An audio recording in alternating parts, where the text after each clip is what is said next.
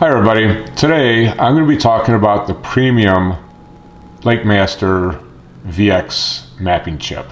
So in my previous video I showed you a comparison between the two, but this is the one we're going to be focused on. This is the one that has, you can see that there's a colorful icon on here and it says premium right on there. So this is the one that we're going to be talking about. So I'm going to put this in the card slot, and I'm on a lake in Wisconsin, Lake Monona, and it gives that a second to load. There it is. So if you want to understand how to do this color palette, just watch my previous video where I went through a deep dive on these mapping chips, but this is just focused on what are the differences between the two mapping chips. And really there's only two additional things. So in my previous video I talked about Smart Strike. They both have that. They both have water level offset. They both have 3 chart presets. They both have a shallow water highlight, a depth highlight, some preset color patterns, palettes. That's what this is. And then what they call precise contours, which means as I zoom in it refreshes and the contours stay very focused. So there's two things that the premium gets you. One's called 2 shaded relief, and the other is called aerial imagery, and that's only on the premium cards. So I'm going to go through both of these, and basically there's 2 ways to get to this. One, you go to chart, and then I'm going to go all the way down to my chart options. And then I have to go to layers. Okay, so if you have a mapping chip that's not premium, layers won't even pop up. And from here you can see I've got shaded relief and I've got aerial imagery. So there's 2 options there. Now I'm going to get out of this and show you the other way to get to it. The other way to get to it is just right here, a lot less clicks. It looks like layers. Click on that and I've got shaded relief and aerial imagery. Okay. So the shaded relief, if I click on that, it's redrawing the map into a new color palette. So let me close this so you can see. So this color palette is unique. It's pretty similar to color palette number 1, that's a preset, but this is just a little different. And let me move the cursor. I'm actually in my garage, so we're not out on the lake. But as I zoom in, you can see there's more of a shading, more of a gradual change in the color palettes as opposed to color palette 1 that goes every 5 feet.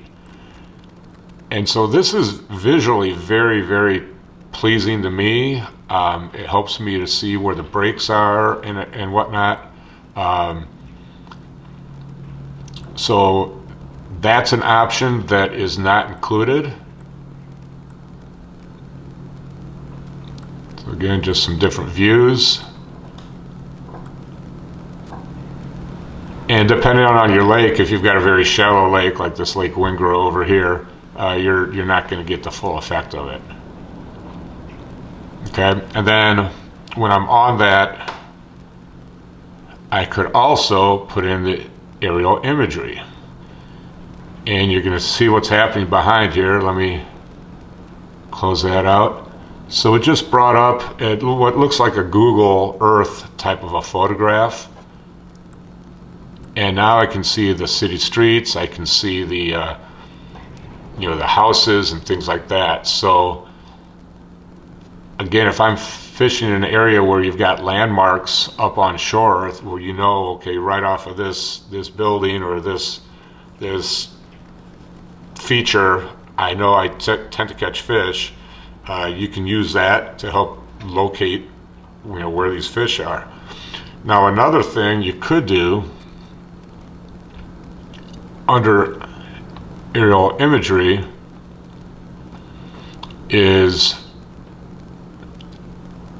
ask it to do land and water, and I have. So you can just do land, or you can do land and water. Now because I've got the shaded relief, you can't see anything. So let me get rid of the shaded relief. And let me get out of this. Let me actually go to here and go to navigate, or go to user, and I'll get rid of that color palette there. All right, so now let's go to our layers, aerial imagery. Make sure I'm on both land and water. I am. Get out of that. Now, as I zoom in, you're actually going to see docks and things. Whoop, a little too far. There we go. You can actually see the docks, which can be really, really helpful. Now the problem is, if you've got a color palette on here, that's going to cover up most of the docks. Unless I have a dock that really runs out far, you're not going to see it. You may want to have your own custom color palette where the 0 to 5 or 10 feet doesn't show on here, and then your first color palette starts after that if you're a big dock fisherman and you want to be able to utilize this. I do notice if you zoom in very close, the image does not get sharper. It's kind of pixelated, but at least I can see the shape of the dock. I can see where they're located.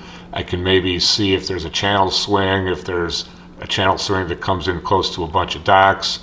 Again, I tend to use these mapping chips a lot to pre-fish just sitting in my garage. You know, I'm a busy person, as most of us are. I don't have time to pre-fish for 2 or 3 days prior to a tournament or something. So I do a lot of my pre-fishing just here. So anyway, those are the options. I'll turn the shaded relief back on. But that's it. Everything else that's on the standard chip is on the premium, but these are the 2 additional features at this point. Now that may change. This is version 1 of these new mapping chips, but that's the big difference between the 2 mapping chips. Thanks for watching.